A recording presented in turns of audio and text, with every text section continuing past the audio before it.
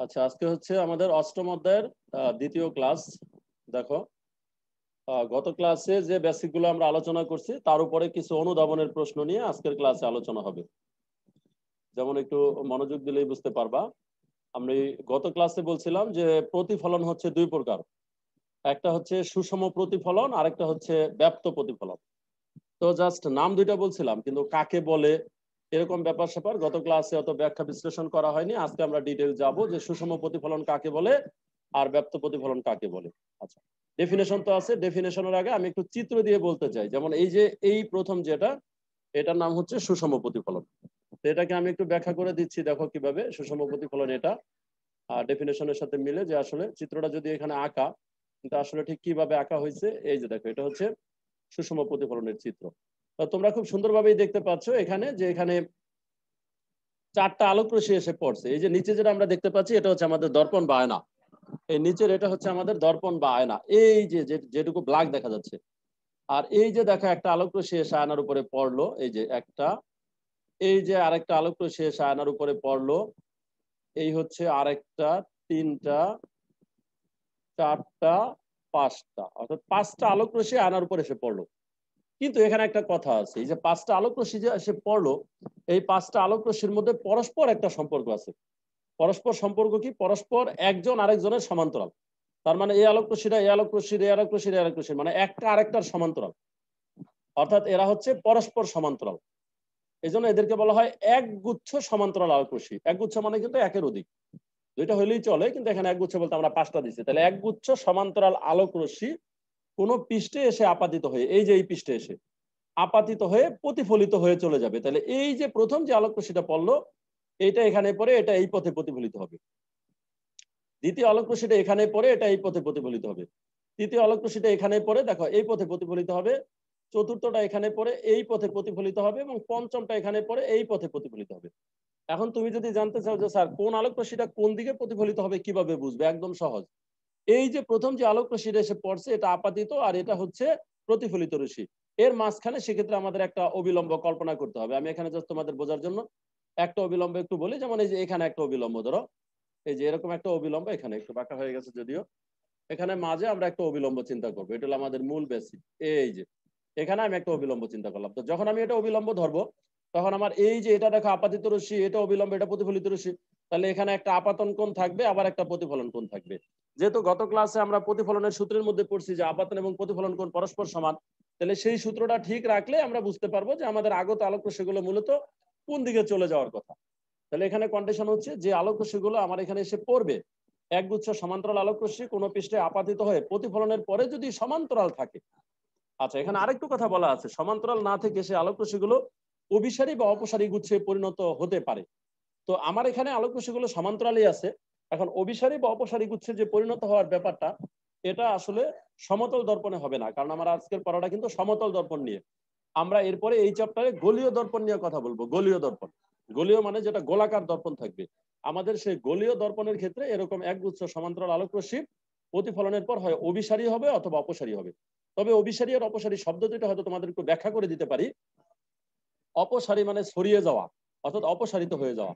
আর অভিসারী মানে এক জায়গায় মিলিত হওয়া। যেমন অনেকগুলো আলোক রশ্মি নিক্ষেপ করলাম, সবগুলো আলোক রশ্মি একটা জায়গায় এসে মিলে গেল, সেটা হবে অভিসারী। আর আলোক রশ্মিগুলো নিক্ষেপ করলাম কিন্তু সবগুলো বিভিন্ন দিকে ছড়ায় গেল, সেটা হবে অপসারী। কিন্তু ছড়ালে একটা রেঞ্জে ছড়াতে হবে অথবা একটা নির্দিষ্ট জায়গায় এসে মিশতে হবে, এই ঘটনা ঘটবে। এটা হলো তোমার সুষম প্রতিফলনের ক্ষেত্রে এগুলো হয়। যদি আমি ব্যাপ্ত প্রতিফলনের, এখানে আমরা নাবোধক শব্দটা দেখতেছি, তো পাশে আমার ব্যাপ্ত প্রতিফলনের ছবিটা আছে, তোমরা একটু দেখো ব্যাপ্ত প্রতিফলনের কন্ডিশন কি। এই যে ব্যাপ্ত প্রতিফলনের জন্য যে পৃষ্ঠটা আছে সেটা কিন্তু অ্যাব্রো থ্যাব্রো আমরা দেখতে পাচ্ছি। এই যে উপরের দিকটা কিন্তু একটু উঁচু নিচু আছে। তো উঁচু নিচু থাকলো এখানে কন্ডিশনে দেখো, এই যে প্রথম আলোক রশ্মি এখানে এসে পড়লো, এই যে দ্বিতীয় আলোক রশ্মি এখানে এসে পড়লো, এই যে তৃতীয় আলোক রশ্মি এখানে এসে পড়লো, চতুর্থ আলোক রশ্মি এখানে এসে পড়লো, দেন এই যে পঞ্চম আলোক রশ্মি এখানে এসে পড়লো। তার মানে পাঁচটা আলোক রশ্মি এখানে এসে পড়ে। অর্থাৎ যেই পাঁচটা আলোক রশ্মি এসে পড়ে তারা কিন্তু পরস্পর সমান্তরাল। কিন্তু এখান থেকে আলোক রশ্মিগুলো যখন ফিরে যায়, এই যে একটা গেল এই দিকে, আরেকটা গেল এই দিকে, মানে কোনো ব্যালেন্স নাই। অর্থাৎ যাওয়ার পথে তাদের আর কোনো ব্যালেন্স নাই, তারা একদম এলোমেলো। এলোমেলো মানে তারা যাওয়ার পথে আর সমান্তরাল নাই।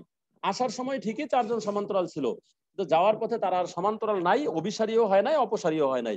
কারণ অভিসারী হলে এরকম অ্যাব্রো থ্যাব্রো হবে না। একদিকে বাঁক নিবে কিন্তু সবাই এক রেঞ্জে বাঁক নিবে, অপসারী হলো ছড়ায়া যাবে, একসাথে সবাই ছড়ায়া যাবে। তার মানে হচ্ছে সংজ্ঞা দুইটা একই, সুষম প্রতিফলন কাকে বলে আর ব্যাপ্ত প্রতিফলন কাকে বলে, সংজ্ঞা দুইটা সেম কিন্তু ডিফারেন্স শুধু এক জায়গায়। কিরকম? এই যে তার মানে হচ্ছে সমান্তরাল আলোকরশ্মি প্রতিফলনের পর রশ্মিগুচ্ছ যদি সমান্তরাল থাকে, অভিসারী বা অপসারী গুচ্ছে পরিণত হয়, তাহলে সেটাকে বলা হয় নিয়মিত প্রতিফলন। এই যে, আর ব্যাপ্ত প্রতিফলন হচ্ছে যদি না থাকে তাহলে সেটা হবে ব্যাপ্ত প্রতিফলন। তো এখানে মোটামুটি আমি সুষম প্রতিফলন এবং ব্যাপ্ত প্রতিফলনের দুইটা ধারণা তোমাদের ক্লিয়ার করে দেওয়ার চেষ্টা করলাম। চিত্রটা আমাদের আগেই ছিল, তারপরেও। আচ্ছা, এরপরে যে বিষয়টা নিয়ে কথা বলছি সেটা হচ্ছে দীপ্তিমান বস্তু। যে বিষয়টার ধারণা আসলে গত ক্লাসে একটু আসছিল, একদম সহজ ব্যাপার। আমরা আমাদের আশেপাশে যে কোনো বস্তু কোন কালার কোনটা দেখি সেটা আমি বলছিলাম। যেমন একটা সবুজ বস্তুকে কেন আমি সবুজ দেখি? কারণ সেই সবুজ বস্তুর উপরে একটা আলোক রশ্মি এসে পড়ে। কোথা থেকে পড়ে? আমার আশেপাশে কোনো দীপ্তিমান বস্তু আছে সেখান থেকে পড়ে। যেমন আমি এখন রুমে অবস্থান করছি, আমার এখানে দীপ্তিমান বস্তু হচ্ছে আমার পাশে লাইটটা। তার মানে লাইট থেকে আলো এসে পড়তেছে, ওটা হচ্ছে দীপ্তিমান বস্তু। ওটা থেকে একটা বস্তুর উপর যখন আলো এসে পড়ে সেটা কিন্তু সাদা আলো। সেই সাদা আলোর মধ্যে বেনিয়া সহকলা অর্থাৎ 7টা কালার থাকে। এখন আমার আলোক রশ্মিটা যেই মাধ্যমে এসে পড়বে, সেই মাধ্যম বা সেই বস্তুটা কি করবে? একটা বা দুইটা আলো রেখে বাকি আলোগুলো শোষণ করে নিবে। তাহলে যেটা শোষণ করে নিবে সেটা বাদ দিয়ে যে আলোটা সে রেখে দেয়, আমরা বস্তুটাকে ঠিক সেই আলোতে দেখতে পাই। হ্যাঁ, এখন এই দীপ্তিমান বস্তুগুলোই কিন্তু শুধুমাত্র এই আলো ছড়ায়। তাহলে যে বস্তু নিজে আলো ছড়ায় বা আলো নিঃসরণ করে তাকে দীপ্তিমান বস্তু বলে, যেমন সূর্য, বৈদ্যুতিক বাল্ব ইত্যাদি। আর সোজা কথা হচ্ছে দীপ্তিমান বস্তু বাদ দিয়ে পৃথিবীতে যা কিছু আছে, যে সমস্ত বস্তু আলো ছড়ায় না, নিঃসরণ করে না, তাকে দীপ্তিহীন বস্তু বলে। যেমন চেয়ার টেবিল উদাহরণস্বরূপ, হাজারো এক্সাম্পল আছে এরকম। আচ্ছা, পরের প্রশ্নটা দেখো। প্রতিফলন পৃষ্ঠে লম্বভাবে আপাতিত রশ্মির ক্ষেত্রে প্রতিফলন কোণের মান কত হবে? আচ্ছা, এটা আমি তোমাদের একটু চিত্র এঁকে বুঝাতে পারি এরকম। যেমন এই যে গতকালের চিত্রে দেখো, এটা ছিল আমার হলো দর্পণ। আমি এভাবেই তোমাদের দর্পণের পৃষ্ঠটা গতকাল বোঝানোর চেষ্টা করছিলাম, যে আমরা এই যে এভাবে মনে করলাম যে এটা হচ্ছে আমার দর্পণ। তো এখন আমার এখানে যে ঘটনাটা ঘটবে এটা হচ্ছে অবিলম্ব। দেখো, এটা হচ্ছে অবিলম্ব, লম্বভাবে আছে, কিন্তু আলোক রশ্মিটা এসে লম্বভাবেই পড়লো। আচ্ছা, এখন আলোক রশ্মি যদি লম্বভাবে এসেই পড়ে, তাহলে কিন্তু আমার আলোক রশ্মি কিন্তু আবার ঠিক এই যে আমার লম্ব আছে, লম্ব বরাবরই আসবে। তাহলে অবিলম্ব বরাবরই যদি আলোক রশ্মি আসে, তাহলে সে আলোক রশ্মি আর অবিলম্ব মধ্যবর্তী কোণ হবে 0 ডিগ্রি। তার মানে আমার এখানে আপাতন কোণ হচ্ছে 0 ডিগ্রি। আর আমার প্রতিফলনের সূত্র কি বলে? এই যে আলোর প্রতিফলনের দ্বিতীয় সূত্র অনুসারে আমরা জানি আপাতন এবং প্রতিফলন কোণ পরস্পর সমান। তার মানে প্রতিফলক পৃষ্ঠে আলোক রশ্মি লম্বভাবে আপাতিত হলে আপাতন কোণের মান হয় 0। এই জন্য আলোর প্রতিফলনের দ্বিতীয় সূত্র অনুসারে প্রতিফলন কোণের মানও 0। এখন প্রতিফলন কোণের মানও যদি 0 হয়, তার মানে যেইভাবে আমরা আলোক রশ্মিটা নিক্ষেপ করলাম এখানে, ঠিক সেইভাবেই আমার এখান থেকে আলোক রশ্মিটা ফিরে যাবে।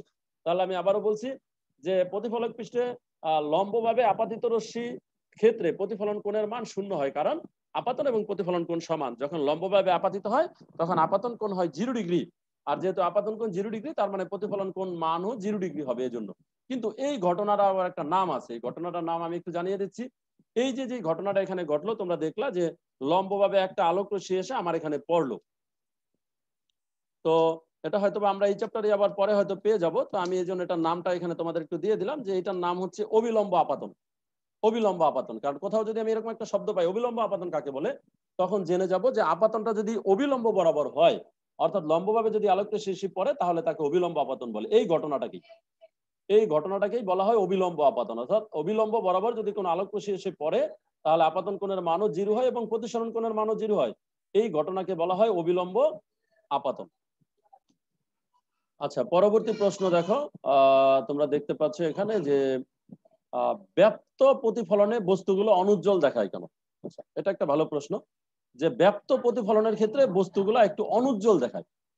হ্যাঁ, এটার মূল ব্যাখ্যাটা যদি আমরা এখানে খুব মানে ব্যাখ্যাটা খুব সহজ, কিন্তু আমি এবার ব্যাখ্যা করছি। ব্যাপ্ত প্রতিফলনে বস্তুগুলো অনুজ্জ্বল দেখায় কেন?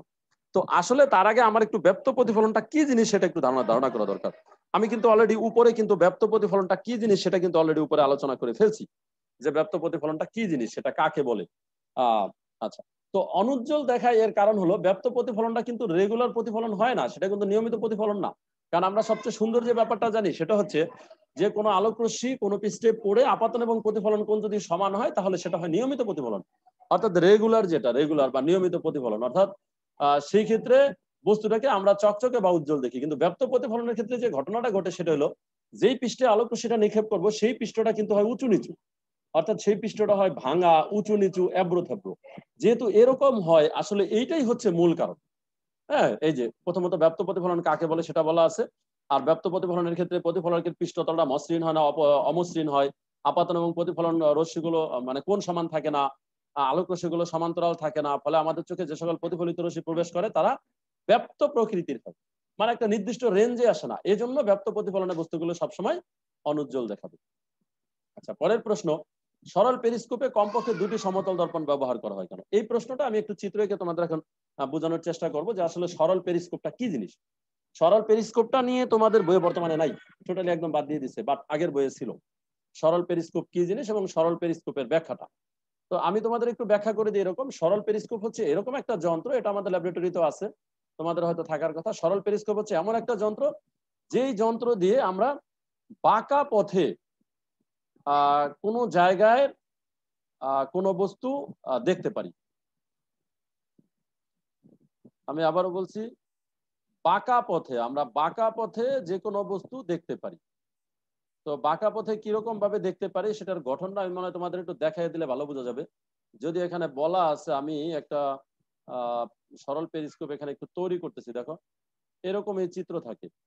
এটা বোধহয় তোমাদের ওই যে পরে ভিডিওতে দেখানো যাবে, তো ভিডিওতে সেটা দেখাইলে তো আমি দেখবো, বাট প্র্যাকটিক্যালি যেরকম, এই যে আমি একটা সরল পেরিস্কোপ একদম বানায় ফেলছি, মোটামুটি একদম 90% ওকে হয়ে গেছে সরল পেরিস্কোপ, ঠিক এরকমই থাকে। এটা হচ্ছে মোটামুটি একটা সরল পেরিস্কোপ।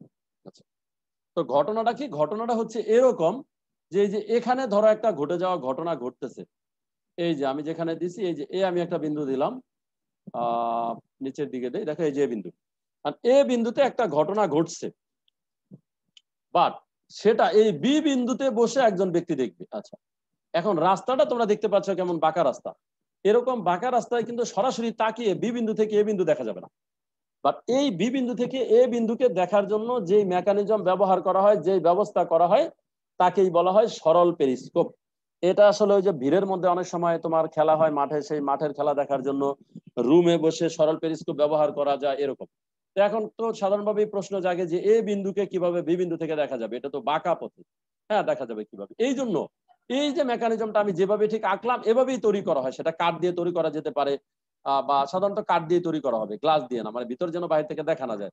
কাঁচ হলে তো এমনি দেখা যাবে, তার মানে এরকম একটা বস্তু হতে হবে যেটা বাইরের ওয়াল গুলো সব কাঠ দিয়ে তৈরি এরকম। বাট এটার ভিতরে 2টা দর্পণ ব্যবহার করতে হবে, এটাই খুব সুন্দরভাবে বলা আছে। দেখবা সরল পেরিস্কোপে যে লেখাটার উপর দিয়ে আমি চিত্র আঁকতেছি, এখানে লেখাটা আছে, এই জায়গায় একটা দর্পণ থাকবে এবং এই জায়গায় একটা দর্পণ থাকবে। মূল মেকানিজম হচ্ছে এই 2টা দর্পণের। এই যে 2টা দর্পণ দিছি, এই 2টা দর্পণ সম্পর্কে একটু বক্তব্য আছে। দর্পণের পেছনে আমি একটু হালকা পারা জাতীয় লাগিয়ে দেই, একটু হালকা একটু এখান দিয়ে, এই যে সেটা তো দেখানোটা একটু ঝামেলাই, মানে এটার পেছনের দিকটা আচ্ছা হচ্ছে না কোনোভাবেই, মানে এটার পেছনের দিকটা একটু পাড়া লাগানো থাকবে আর কি, একটা দিক। আচ্ছা আমরা ধরে নিলাম, এমনি আরেকটা দাগ দিয়ে বুঝাই দিলাম যে আসলে এটা পেছনের দিকে আটকানো এরকম। ওইটা সোজা অবস্থায় ভাবে দেওয়া যায় কিন্তু বাঁকা না, আমি একটু মোটা করে দিলাম। তার মানে এটা হচ্ছে দর্পণ। এখন দর্পণ হলে তো তুমি জানো যে একদিকটা আটকানো, তো আটকানো দিকটা হচ্ছে পেছনের দিকে, আর এই সামনের দিক চেহারা দেখা যায় এরকম। আচ্ছা, এখন মূল ঘটনা যেটা এখানে ঘটবে সেটা হলো, দেখো যে তুমি যখন এখান থেকে তাকাবা তখন তোমার চোখ থেকে এই যে তাকাইলা, এই চোখের দৃষ্টিটা এসে এই আয়নায় পড়লো, এই যে। আর এখানে যে আয়না সেট করা আছে, সে আয়না সেট করার পেছনে একটা ব্যাখ্যা আছে। ব্যাখ্যাটা কি? এই আয়নাটা সেট করার সময় এই যে এখানে 2টা কোণ আছে, তো অনেকে আবার জিজ্ঞেস করবা স্যার কোন 2টা কোণ, 45 ডিগ্রি কোণ লেখা বুঝলাম না। এই যে একটা কোণ আমি দেখাই দিলাম, এই যে একটা কোণ দেখো, আর এই যে কোণ এবং এই যে কোণ, এই কোণগুলো সব হবে 45 ডিগ্রি। এই যে লেখার মধ্যে লেখা আছে যে দূরের বস্তু থেকে আগত আলোক রশ্মি প্রথম দর্পণে অবিলম্বের সাথে 45 ডিগ্রি কোণে আপতিত হয়। তার মানে এই কোণটা 45 ডিগ্রি, আর এই কোণটা 45 ডিগ্রি ভাবে দর্পণটা, এখানে এটা 45, এটা 45 হওয়ার কারণে এই যে এই কোণটাও 45 হবে। হ্যাঁ, আবার এই যে আচ্ছা, এখন ঘটনা যেটা ঘটবে সেটা হলো আলোক রশ্মিটা এখানে এসে পড়ার পরে এই আলোক রশ্মিটা যাবে কোথায়? এই দর্পণে পড়ার পরে আলোক রশ্মিটা কিন্তু এখান থেকে প্রতিফলিত হয়ে গিয়া এই দর্পণের উপর পড়বে। এখন এই দর্পণে পড়বে কেন, তার বেসিক তো আমার জানা আছে যে আপাতন আর প্রতিফলন কোণ সমান। এখন আপাতন কোণ কিন্তু এইটা, তাহলে প্রতিফলন কোণ কিন্তু বোঝার জন্য এখানে আবার আমার একটা অবিলম্ব আঁকা দরকার। আর এখানে হয়তো আমি বোঝার জন্য একটা অবিলম্ব জাস্ট এঁকে রাখতেছি, যেমন এই যে এটা হলো অবিলম্ব, এখানে এই যে লাস্টে যেটা আমি এঁকে দিলাম সেটা হচ্ছে অবিলম্ব। এটা হলো আমার, আমি একদম ক্লিয়ার কাট স্যার বোঝার জন্য এটা আমি এভাবে করলাম যে এই যে আমার এখানে যেটা দেখতে পাচ্ছি যেটা হচ্ছে অবিলম্ব, এটা আমি একটু মোটা করে দিলাম। তাহলে এটা যদি অবিলম্ব হয় তাহলে এটা না আপাতন কোণ, আমরা এটা না একটু এর আগে যেটা বলছি এটা না আপাতন কোণ হচ্ছে এইটা। এটা আপাতন আর এটা প্রতিফলন কোণ, তার মানে এটাও 45, এটাও 45, অবশ্যই এটা 45 হলে এটা আবার 45 অটোমেটিক কি হবে, কারণ এটা যদি 45 হয় তাহলে এটা 45 না হয়ে যাবে কোথায়, যেহেতু দুটো মিলে 90। তার মানে এই কোণটা 45 আপাতন, এই প্রতিফলন কোণ এইটাও 45, এই যে এইটা 45, এই কোণটাও 45।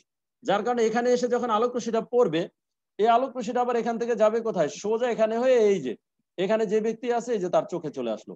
কিন্তু এখানেও তাহলে বোঝার জন্য একটা অবিলম্ব আমাকে চিন্তা করতে হবে, যে আলোক রশ্মির যে মেকানিজম, এখানে একটা অবিলম্ব চিন্তা করবো আমি এভাবে লম্ব ভাবে, তাহলে এখানেও কিন্তু আবার আপাতন আর প্রতিফলন কোণ দুইটা জিনিস কিন্তু এখানে আবার সৃষ্টি হয়ে গেছে।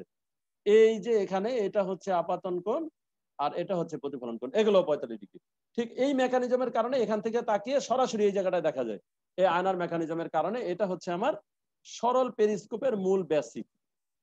তো হয়তোবা সবাই বুঝতে পারছো। আচ্ছা, তারপর আমি তোমাদের কাছ থেকে একটু শুনবো। দেখো, আচ্ছা, নিয়মিত ব্যাপ্ত প্রতিফলনের পার্থক্য লিখো। তো নিয়মিত প্রতিফলন এবং অনিয়মিত প্রতিফলন, অনিয়মিত প্রতিফলনের আরেক নাম হচ্ছে ব্যাপ্ত প্রতিফলন। পার্থক্যটা আমি দিছি, তিনটা লেখা আছে। প্রথমে সংজ্ঞা লিখবা কাকে বলে, রুচিকোষা সমান্তরাল থাকে থাকে না, এটা মনে হয় আলোচনা করার দরকার নেই, এটা তোমরা অলরেডি পারছো, কারণ আমার ব্যাখ্যায় অলরেডি এই বিষয়টা হয়ে গেছে যে নিয়মিত কোনটা আর অনিয়মিত প্রতিফলন কোনটা। আচ্ছা, তো তারপরে আমরা এখানে কিছু প্রশ্ন দেখতে পাচ্ছি, দেখো সবাই। আচ্ছা, এখানে কিছু এমসিকিউ আছে, তোমরা দেখো, আমি এমসিকিউ গুলো নিয়ে কথা বলি।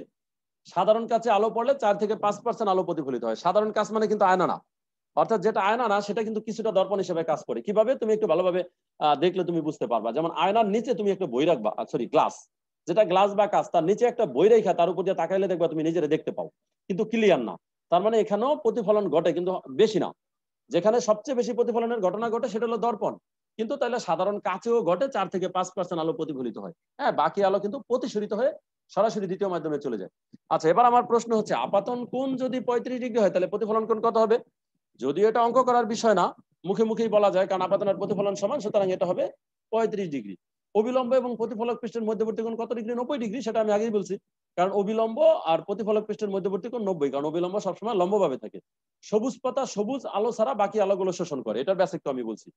যে একটা বস্তুকে আমি সবুজ দেখতেছি, তার মানে বুঝতে হবে সে সবুজ আলো বাদ দিয়ে বাকি সবগুলো আলোকে শোষণ করে নিচ্ছে। পরের প্রশ্ন, লাল গোলাপ লাল আলো ছাড়া বাকি সবগুলো আলোই শোষণ করে, সোজা কথা, এই জন্যই তাকে লাল দেখা যায়, কারণ সে লাল আলো বাদ দিয়ে বাকি সবগুলো আলোকে কি করে নেয়? শোষণ করে নেয়। অর্থাৎ এটার বেসিকটা আমি খুব সহজে তোমাদের সুন্দর করেই বলছি, যে আসলে যেই বস্তুটাকে আমরা যেই কালার দেখি সেই কালার বাদ দিয়ে বাকি সবগুলো কালার সে শোষণ করে নেয়, শুধু সেই কালারটাই সে প্রতিফলিত করে, আর সেই প্রতিফলিত আলোটা।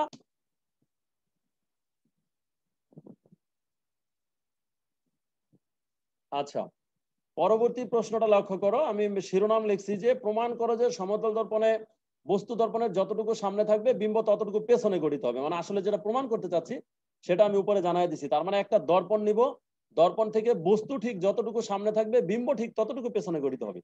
তাহলে এই যে আমার চিত্র আছে এখানে, এই চিত্রে মানে বস্তু দর্পণ থেকে যতটুকু দূরে থাকবে, তাহলে আমার একটু চেনা তো দরকার কোনটা কি। এই যে এটা হচ্ছে দর্পণ, আমি যদিও দেখানো আছে, আবার একটু এঁকে দিচ্ছি। এটা হচ্ছে দর্পণ, আর এই যে দর্পণের পেছনে এই যে দাগকাটা আছে, সাধারণত এইভাবে দাগকাটা দিয়ে বোঝানো হয়, এটা হচ্ছে দর্পণের পেছনের দিক। তাহলে আমরা এই দর্পণের সামনে একটা বস্তু রাখবো। এখন প্রশ্ন হচ্ছে যে আমি দর্পণের সামনে কোথায় বস্তু রাখবো? আমি দর্পণের সামনে বস্তুটা রাখবো ও বিন্দুতে, এই যে যদি ও বিন্দুটা দেয়া আছে, এই যে এখানে হচ্ছে ও বিন্দু। এখন বস্তুটাকে কেন ও বিন্দু ধরা হয় এটারও একটা ব্যাখ্যা আছে। এই যে এখানে আমি একটা বস্তু রাখছি, বস্তুটা ও বিন্দু, কারণ বস্তু মানে হচ্ছে অবজেক্ট।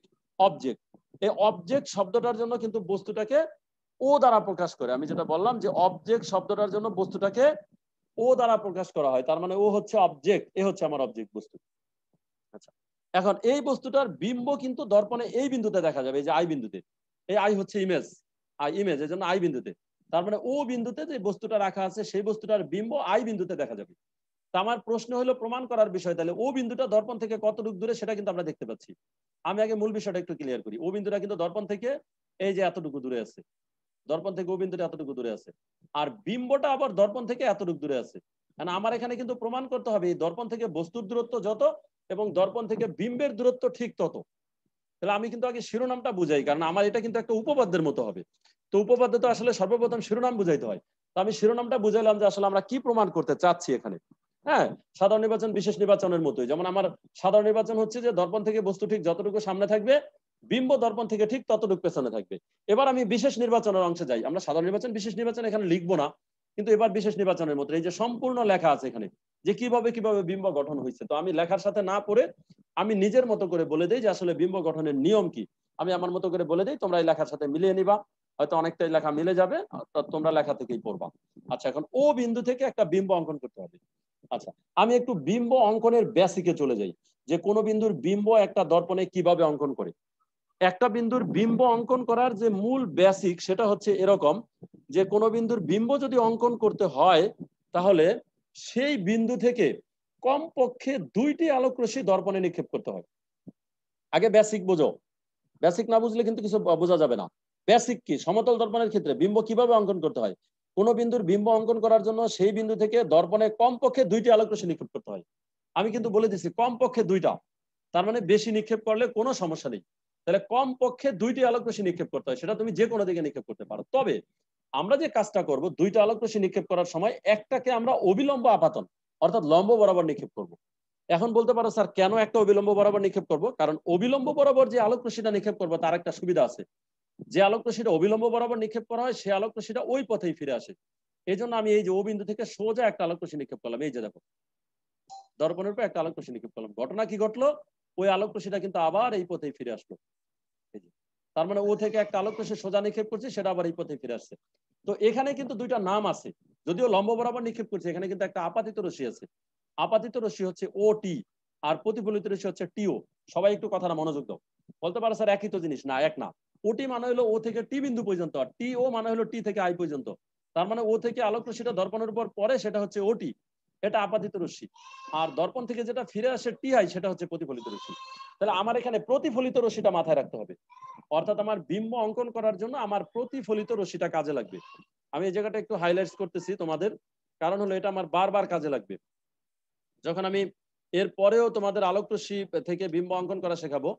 তো সকল জায়গায় আমার ওই যে প্রতিফলিত রশ্মিটা খুব কাজে লাগবে। এই জন্য আমি এখানে একটু প্রতিফলিত রশ্মিটা একটু আইডেন্টিফাই করি, যে আমি এখানে এইমাত্র যে প্রতিফলিত রশ্মিটা নিচ্ছি তার নাম হচ্ছে টিও, অর্থাৎ বিম্ব অঙ্কন করার জন্য প্রতিফলিত রশ্মিটা খুব কাজে লাগে। তাহলে আমার ওটি কিন্তু আপাতিত রশ্মি, আর টি আই হচ্ছে প্রতিফলিত রশ্মি, তাহলে প্রতিফলিত রশ্মিটা গেল। তাহলে একটা আলোক রশ্মি নিক্ষেপ করলাম এবং প্রতিফলিত রশ্মিটা আমি আমার মাথায় রাখলাম। আচ্ছা, এবার আমি ও বিন্দু থেকে আরেকটি আলোক রশ্মি নিক্ষেপ করবো, সেটা আমি বাঁকা পথে নিক্ষেপ করবো। তো সেটা আমার ইচ্ছে মতো আমি যে কোনো জায়গায় নিক্ষেপ করতে পারতাম, কিন্তু আমরা এখানে এই জায়গাটা আলোক রশ্মি নিক্ষেপ করছি। এই যে দ্বিতীয় আলোক রশ্মির নাম হচ্ছে ও কিউ, তাহলে প্রতিফলিত রশ্মির নাম কি, কিউ আর। অর্থাৎ এখন তুমি এখানে আমাকে জিজ্ঞেস করতে পারো স্যার ও কিউ আলোক রশ্মি যে নিক্ষেপ করলেন এটা আরেকটা প্রতিফলিত রশ্মি, যে এই আলোক রশ্মিটা যে কিউআর পথে ফিরে যাবে সেটা বুঝবো কিভাবে, কারণ এটা তো বোঝা একটু ঝামেলার ব্যাপার, যে এটা কিভাবে কিউআর পথে ফিরে যাবে। আগেটা তো লম্বভাবে নিক্ষেপ করছি, সেটা লম্বভাবে ফিরে গেছে, কিন্তু ও কিউ আলোক রশ্মি কিউআর পথে ফিরে যাওয়ার জন্য এই যে এখানে বেসিক আছে, এখানে এই কিউ বিন্দুকে আপাতন বিন্দু চিন্তা করে গতকালের মতো এখানে একটা অবিলম্ব অঙ্কন করতে হবে, এই যে কিউ এন অবিলম্ব। তাহলে কিউ এন যদি অবিলম্ব হয় তাহলে এখানে আপাতন কোণ হচ্ছে ও কিউ এন, আর এখানে প্রতিফলন কোণ হচ্ছে আর কিউ এন অথবা এন কিউ আর। আমরা জানি কোন বিন্দু কোণ যদি বলতে হয়, এই যে এটাকে আই কোণ আর এটাকে আর কোণ বলা আছে, অর্থাৎ কোণকে যদি চিন্তা করতে হয় তাহলে কিন্তু 3টা বিন্দু দিতে হয়, ও কিউ আর, অর্থাৎ যে বিন্দুতে কোণ আছে সেটাকে মাঝে রাখতে হবে। আর শুরুটা আর শেষটা নিয়ে কোনো ঝামেলা নাই, তোমরা হয়তো বা গণিতে এই বেসিক গুলো জানছো। তার মানে আপাতন কোণ হচ্ছে ও কিউ এন, এটা হচ্ছে আপাতন কোণ আই, আর প্রতিফলন কোণ হচ্ছে আর কিউ এন, এটা হচ্ছে প্রতিফলন কোণ আর। তাহলে আপাতন কোণ হচ্ছে ও কিউ এন, এটা হচ্ছে আই, আর প্রতিফলন কোণ হচ্ছে আর কিউ এন। এখন প্রতিফলনের সূত্র অনুসারে এই আপাতন আর প্রতিফলন কোণ কিন্তু পরস্পর সমান, সেটা কিন্তু আমরা অলরেডি প্রতিফলনের সূত্র অনুসারে গতকালই আমরা কিন্তু অলরেডি পড়াই ফেলছি, যে আপাতন এবং প্রতিফলন কোণ পরস্পর সমান। আপাতন কোণ এবং প্রতিফলন কোণ পরস্পর সমান, তাই এটা আমার কিন্তু কাজে লাগবে একটু পরে প্রমাণ করার সময়। আচ্ছা, তাই আমি এখন যেটা বলতে চাচ্ছি, তাহলে এখানে প্রতিফলন কোণটা বোঝার জন্য অবিলম্ব চিন্তা করতে হবে, এটা আপাতন কোণ কোনটা প্রতিফলন কোণ কোনটা সেটাও কিন্তু আমরা বুঝছি। এখন আমার এখানে যেটা বেসিক সেটা হলো আমার প্রতিফলিত রশ্মি কোণ দুইটা, একটা হচ্ছে টিও আর একটা হচ্ছে কিউআর। এই যে 2টা প্রতিফলিত রশ্মি, এই 2টা প্রতিফলিত রশ্মি বিম্ব গঠন করবে। তাহলে বিম্ব গঠন করার জন্য আগে আমার বিম্ব কাকে বলে সেটা জানা দরকার। বিম্বের সংজ্ঞাটা আমরা আজকের আলোচনায় পাবো না, আরো সামনে পাবো, কিন্তু এটা আমার আগেই জানতে হচ্ছে। তো বিম্ব হচ্ছে কোন বিন্দু থেকে যদি আমরা একগুচ্ছ আলোক রশ্মি নিক্ষেপ করি, কমপক্ষে 2টা আলোক রশ্মি নিক্ষেপ করি, তাহলে প্রত্যেকটা আলোক রশ্মির জন্য একটা করে প্রতিফলিত রশ্মি পাওয়া যাবে। সেই প্রতিফলিত রশ্মি যেই বিন্দুতে মিলিত হবে সেখানে বিম্ব হবে। আমি আবারও বলছি কথাটা, প্রতিফলিত রশ্মি যেখানে মিলিত হবে, তাহলে আমার এখানে প্রতিফলিত রশ্মি একটা টিও আর একটা কিন্তু কিউআর, এই 2টা আলোক রশ্মি যেখানে মিলবে সেখানে বিম্ব হবে। কিন্তু যদি আলোক রশ্মি দুটা না মিলে তাহলে একটা টেকনিক আছে, আরেকটা কথা আছে, যদি আলোক রশ্মি দুটা প্রকৃতপক্ষে মিলে যায় তাহলে যে বিম্ব হবে তাকে বলা হয় বাস্তব বিম্ব। বাস্তব বিম্বকে অবশ্য আমার ফিজিক্সের ভাষা, তোমাদের বই বর্তমানে বাস্তবই বলছে, কিন্তু আগের বই এটাকে বলছে সৎ বিম্ব, অর্থাৎ বাস্তব আর সৎ দুটা প্রতিশব্দ। এই শব্দটা আমরা আরো পরেও পাবো, কোনো সমস্যা নেই, এটা নিয়ে আমরা পরে যখন আলোচনা করব বিম্ব কাকে বলে, বিম্ব কত প্রকার কি কি, সেখানে আমরা পড়বো সৎ বিম্ব অসৎ বিম্ব। তাহলে সৎ বিম্ব মানে হচ্ছে বাস্তব বিম্ব। তাহলে আলোক রশ্মি যদি প্রকৃতপক্ষে মিলতো তাহলে সৎ বা বাস্তব বিম্ব পাওয়া যেত। কিন্তু যেহেতু এখানে আলোক রশ্মি দুটা পরস্পরের সাথে মিলে নাই, সুতরাং আমাদের এখন বিকল্প চিন্তা করতে হবে, সেটা হলো এই দুইটা আলোক রশ্মিকে পেছনের দিকে বাড়িয়ে দিতে হবে, কাল্পনিক ভাবে পেছনের দিকে, এই যে আয়নার পেছনের দিকে কাল্পনিক ভাবে বাড়িয়ে দিতে হবে। এখন এই কাল্পনিক ভাবে যদি দুইটা আলোক রশ্মিকে আমরা বাড়িয়ে দেই, এই যে এই আলোক রশ্মিটাকে বাড়িয়ে দিলে ও যাবে এই পথে, আর এই আলোক রশ্মিকে কাল্পনিক ভাবে পেছনে বাড়াইলে ও যাবে এই পথে। কারণ কাল্পনিক ভাবে যদি দুইটি আলোক রশ্মিকে আমরা পেছনের দিকে বাড়াই তাহলে তারা একটা বিন্দুতে মিলিত হবে, তাহলে যেই বিন্দুতে মিলিত হবে সেই বিন্দুতে বিম্ব হবে, কিন্তু এই বিম্বের নাম হচ্ছে অবাস্তব বিম্ব। এই অবাস্তব বিম্বকে বলা হয় ফিজিক্সের ভাষায় অসৎ বিম্ব। তার মানে এটা হচ্ছে অসৎ বা অবাস্তব বিম্ব। তাহলে আমরা এখানে বিম্ব পাইছি ঠিক আছে, কিন্তু আমরা কোনো বাস্তব বিম্ব পাই নাই, আমরা এখানে পাইছি একটা অবাস্তব বা অসৎ বিম্ব।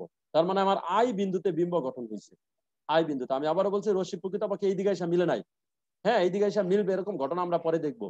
যেহেতু পেছনে বাড়াইছি তার মানে আই বিন্দুতে বিম্ব গঠন হয়েছে। এখন আমি যদি বলি যে দর্পণ থেকে বস্তুর দূরত্ব, তাহলে দর্পণ থেকে বস্তুর দূরত্ব কিন্তু টি ও, আর দর্পণ থেকে বিম্বের দূরত্ব হচ্ছে টি আই। তার মানে আমার কিন্তু প্রমাণ করতে হবে যে টি ও সমান টি আই।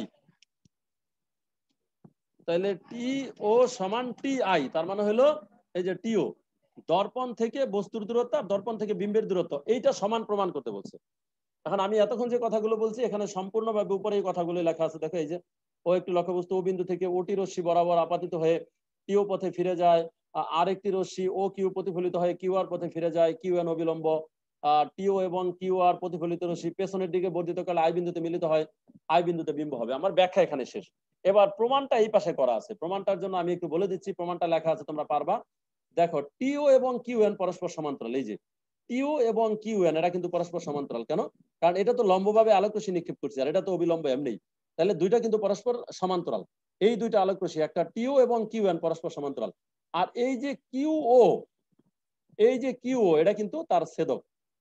তার মানে এই যে একটা কোণ আইকোণ আর আর কোণ, এই যে এর নাম বলছে টিও টি কিউ ও, টি কিউ ও, এই যে টি কিউ ও, আচ্ছা আমি বললাম টিও কিউ, এই যে টি ও কিউ, তার মানে এটা কিন্তু আপাতন কোণ। আচ্ছা এটা হচ্ছে, এক মিনিট আমরা একটু দেখি ওরা যেটা বলছে সেটার সাথে, না আপাতন কোণ হচ্ছে ও কিউ এন, এটা ও কিউ এন, এই যে ও কিউ এন এটা আপাতন কোণ। কিন্তু কথা আছে, এই ও কিউ এন এবং টি ও কিউ পরস্পর সমান, এই যে সমান চিহ্ন দিচ্ছে, কারণ হলো এই কোণের সাথে এই কোণের একটা পরিচয় আছে, তোমাদের হয়তো জানার কথা যে এই কোণের সাথে এই কোণের পরিচয় হচ্ছে এরা হচ্ছে এই যে এই দুইটা কোণ হচ্ছে একান্তর কোণ। তাহলে একান্তর কোণ বলে এই দুইটা কোণ পরস্পর সমান, এই যে যেখানে যেটা লেখা আছে একান্তর কোণ বলি। আচ্ছা পরবর্তীতে যেটা আছে সেটা হলো এই যে আর কোণ, কোণটা দেখো এই যেটা হচ্ছে আর কোণ, এই আর কোণের সাথে আবার এই কোণ পরস্পর সমান। কেন? এটা কিন্তু আবার অনুরূপ কোণ বলিয়া, কারণ যেহেতু এই আলোক রশ্মি আলোক রশ্মি সমান্তরাল, সুতরাং এটা অনুরূপ কোণ। তাহলে একান্তর কোণ বলে হচ্ছে এই দুইটা কোণ সমান, আর অনুরূপ কোণ বলে এই দুইটা কোণ সমান। এখন আমার এখানে দুইটা ত্রিভুজ আছে, একটা ত্রিভুজের নাম হচ্ছে আই টি কিউ আর একটা ত্রিভুজের নাম হচ্ছে টি ও কিউ। এই দুইটা ত্রিভুজের মধ্যে আমি এখানে কিছু কথা বলছি, কথাগুলো এখানে লেখা আছে তোমরা দেখতে পাবা।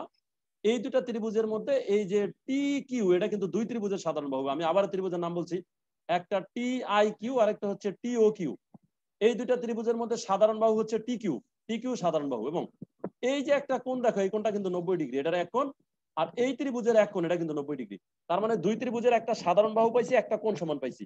আর এই যে এই কোণটা আমরা যেটা দেখতে পাচ্ছি এই কোণ আর এই কোণ পরস্পর সমান, কারণ হলো এই কোণ সমান এই কোণ একান্তর কোণ বলিয়া, এই কোণ সমান এই কোণ আপাতন প্রতিফলন কোণ বলিয়া, এই কোণ সমান এই কোণ অনুরূপ কোণ বলিয়া। তাহলে ঘুরে ফিরে এই কোণ এই কোণ, তাহলে দুইটা ত্রিভুজের মধ্যে একটা বাহু দুইটা কোণ যদি সমান হয় তাহলে ত্রিভুজ দুটা কিন্তু সর্বসম বলা যায়। আর দুইটা ত্রিভুজ যখন সর্বসম বলা যায় তখন কিন্তু সবকিছুই সমান বলা যায়। সর্বসম মানে কিন্তু সবকিছু সমান, আর সবকিছু সমান থেকে আমরা আমাদের দরকার শুধু দুইটা বাহু সমান নেবে, একটা হচ্ছে টি ও সমান টি আই। যখন আমি এখান থেকে টি ও সমান টি আই নিতে পারবো, এই যে ত্রিভুজ দ্বয় সর্বসম, সুতরাং টিও সমান টি আই। তাহলে টিও সমান টি আইটা যখন আমি নিতে পারবো তখনই কিন্তু আমি বলে দিতে পারবো যে দর্পণ থেকে বস্তু ঠিক যতটুকু দূরে আছে, দর্পণ থেকে বিম্বটা ঠিক ততটুকু দূরে আছে। তাহলে মূলত আজকে কিন্তু একটা উপপাদ্যের মতো পুরো ব্যাপারটা। তো আশা করি সবাই বুঝতে পারছে।